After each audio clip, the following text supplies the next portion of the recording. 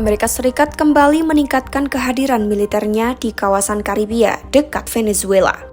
The Wall Street Journal melaporkan, Washington mengirimkan pasukan operasi khusus beserta pesawat pendukung misi khusus ke wilayah tersebut. Menurut laporan media itu, pengerahan terbaru melibatkan aset militer dalam skala besar. Sedikitnya 10 unit pesawat Tiltrotor Osprey yang biasa digunakan oleh pasukan operasi khusus AS tercatat ikut dikerahkan dalam operasi ini.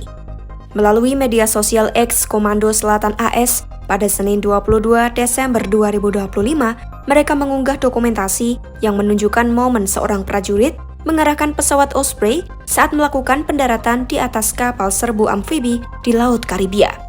Dalam unggahan itu, mereka menyebut operasi ini bertujuan mengganggu jaringan perdagangan narkoba ilegal dan melindungi keamanan wilayah AS. Pengiriman pasukan khusus ini berlangsung di tengah keinginan Presiden AS Donald Trump untuk menindak jaringan perdagangan narkoba di Venezuela melalui operasi darat. Meski demikian, Trump tidak secara terbuka menyatakan peningkatan kekuatan militer di perairan dekat Venezuela bertujuan untuk menekan atau menjatuhkan pemerintahan Venezuela. Sebelumnya, Trump juga mengumumkan rencana pembangunan kapal perang baru yang diberi nama kelas Trump dalam sebuah acara di Palm Beach, Florida pada Senin 22 Desember 2025. Dalam kesempatan itu, Trump tampil bersama sejumlah pejabat tinggi kabinetnya, termasuk Menteri Pertahanan Pete Hegseth. Trump menegaskan AS akan terus menggunakan kekuatan militer untuk menyerang kapal-kapal kecil yang menurutnya terlibat dalam penyelundupan narkoba. Presiden AS itu juga menyatakan pemerintahannya akan memperketat pencegatan terhadap kapal tanker minyak di lepas pantai Venezuela yang dicurigai melanggar sanksi internasional. Puluhan kapal yang beroperasi di perairan Venezuela disebut sebagai bagian dari Shadow Fleet atau armada bayangan. Mereka diduga membantu Caracas menghindari sanksi AS dengan mengangkut minyak sambil memanipulasi data lokasi.